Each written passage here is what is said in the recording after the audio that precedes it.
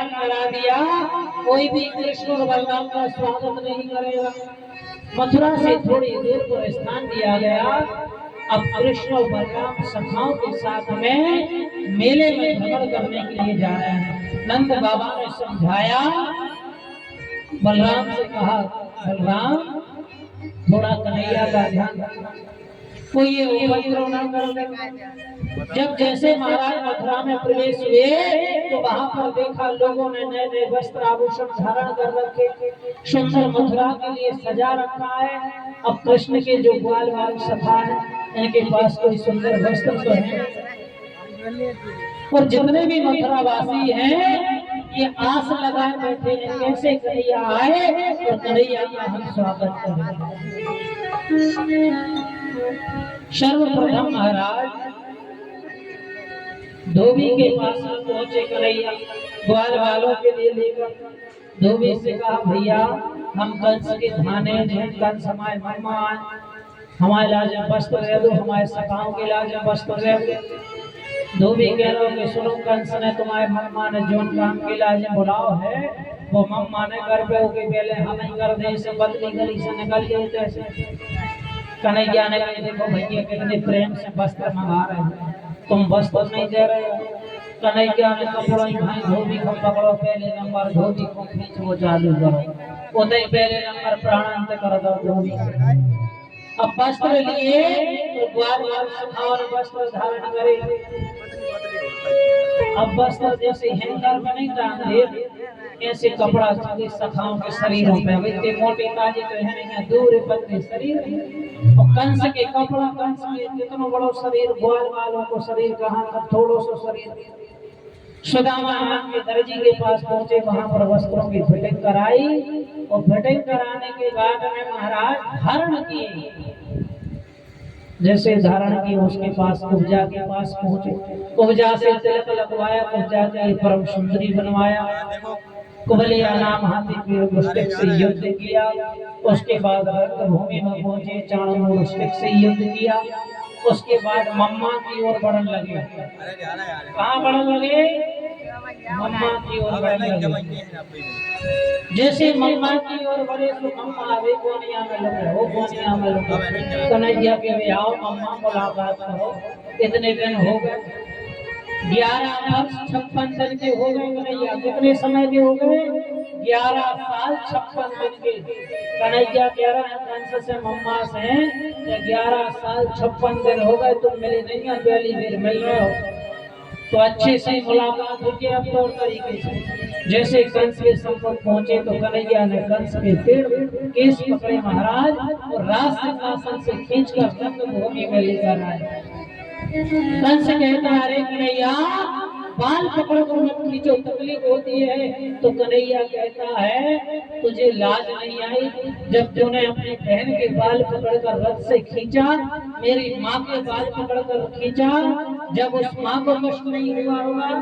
और दोनों हाथ से महाराज कंस के लिए मुष्टिक प्रहार किया, कंस का प्राणांत हो गया। कंस मर्दन भगवान की,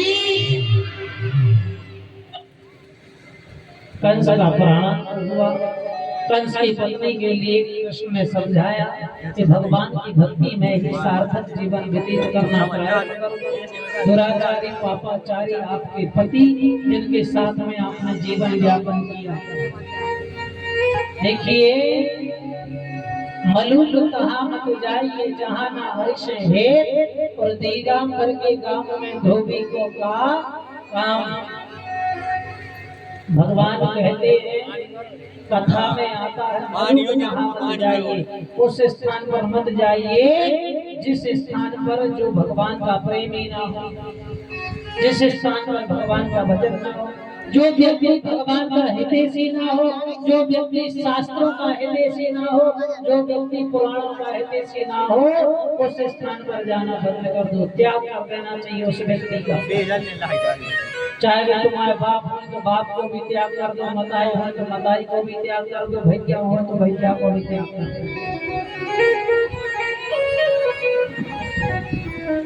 पहला लाइन है, अपने पिताजी का त्याग कर दिया था। क्यों कर दिया था त्याग? क्योंकि पिताजी भगवान के भक्त नहीं थे, भगवान के विरोधी थे। और भरत जी ने अपनी कैकेयी माँ का त्याग कर दिया था। क्यों कर दिया था? क्योंकि भरत जी की नजरों में कैकेयी माँ विरोधी थी राजा रामचंद्र जी की। उसके बाद में विभीषण ने अपने भैया रावण को त्याग कर दो। क्यों त्याग कर दिया था? क्योंकि विरोधी था भगवान का। विभीषण ने खूब समझा रहा हूँ कि राजा भैया मान जाओ, नहीं करोगे जगत के पालन करता है, तीन त्रिलोक के नारायण है, आप कदाचित उनके विरुद्ध में खड़े नहीं हो। परंतु रावण ने कहा ये भैया हमारे ही विरोध में समझा रहा था, तो विभीषण का त्याग कर दिया था। विभीषण जी ने रावण का त्याग कर दिया था। उसके बाद राजा रामचंद्र जी की शरण में पहुंचे। इसी प्रकार श्लोक कह रहा है, मलुक कहाँ मत जाइए जहाँ न हरि सहे, और दिगंबर के गांव में धोबी का काम।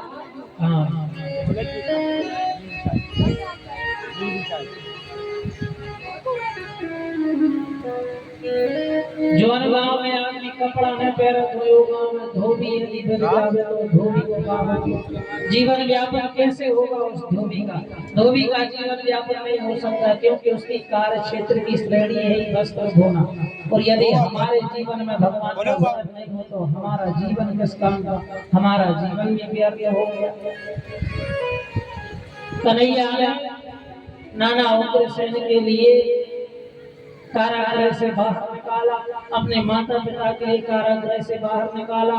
नाना उग्रसेन का राज्य अभिषेक करवाया, राज्य सिंहासन पर विराजमान किया। उसके बाद नाना उग्रसेन ने द्वारकाधीश के लिए राज सिंहासन पर विराजमान कर दिया। एक दिन की बात है, कन्हैया अपने कक्ष में विराजमान थे और कक्ष में विराजमान होकर रोदन कर रहे थे, अश्रुधारा प्रवाहित हो रही थी। देवी जी ने और वासुदेव ने देखा तो मन में विचार करने लगे, क्या बात है, क्या हमारे कन्हैया के लिए कष्ट है, क्या हमारे कन्हैया के लिए दुख है यहाँ मथुरा में। इतने में उद्धव जी महाराज का आगमन हो गया। क्या हो गया? उद्धव जी महाराज का आगमन हो गया। इतने में वासुदेव जी ने, देवी जी ने कहा, भैया जाकर कृष्ण से पूछो क्या मथुरा में कोई कष्ट है आपके, क्या मथुरा में आपके लिए कोई दुख है? कन्हैया ने कहा, उद्धव के लिए, उद्धव हमारे लिए ब्रज की याद आती है, सखाओं की याद आती है, नंद रानी की याद आती है, उन गोपियों की याद आती है। उद्धव जी एक बार आप जाइए और जाकर नंद रानी से पूछ कर आइए, नंद रानी के हाल देख कर आइए, उन सखाओं के हाल देख कर आइए, उन गोपियों से पूछ कर आइए किस अवस्था में है महाराज। देखिए कन्हैया के लिए उद्धव ने समझाना प्रारंभ कर दिया, भगवान आपने तो अवतार लिया है, राक्षसों का संहार करने के लिए आए हैं, आप इस मोह माया के जाल में क्यों फंसते हैं, इस प्रेम के जाल में क्यों फंसते हैं? ये तो सब मोह माया है। आप ही तो कहते हैं कि संसार में केवल हरि से प्रेम करना चाहिए।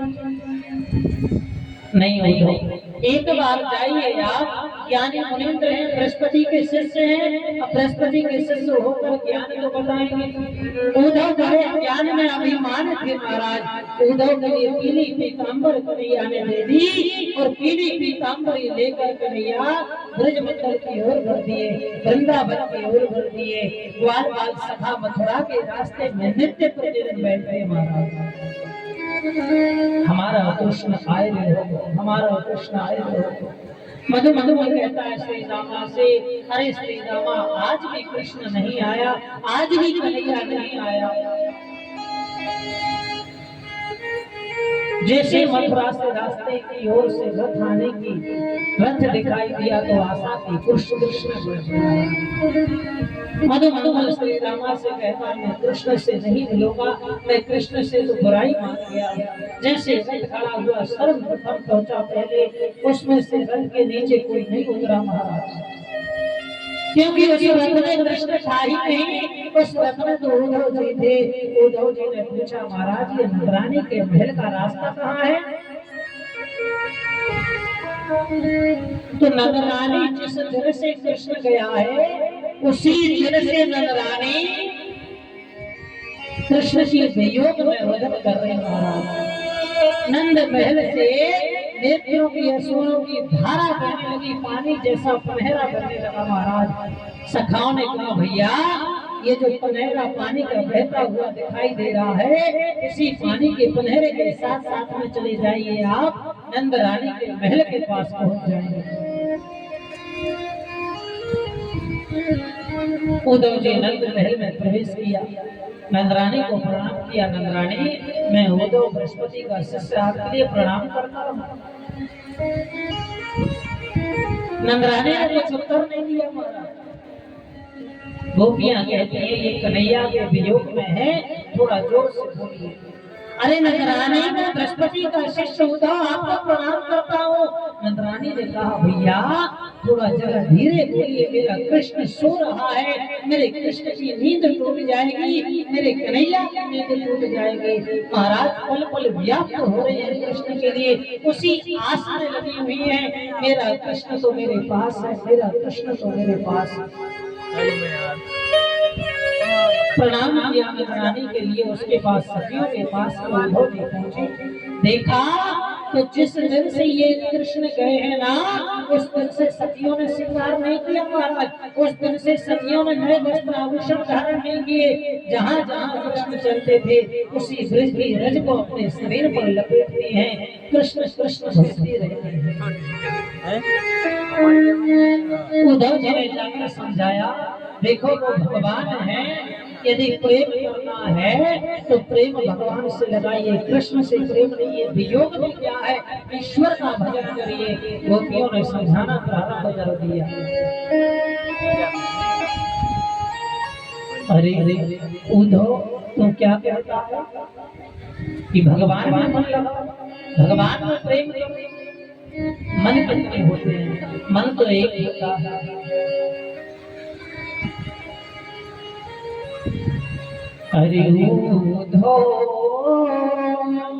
मन न भई दसवीं, अरे हतो सो चलो गयो, दूजो कहाँ से लाए। अरे उद्धव मन न भई ओ हंस सुता सुंदर कर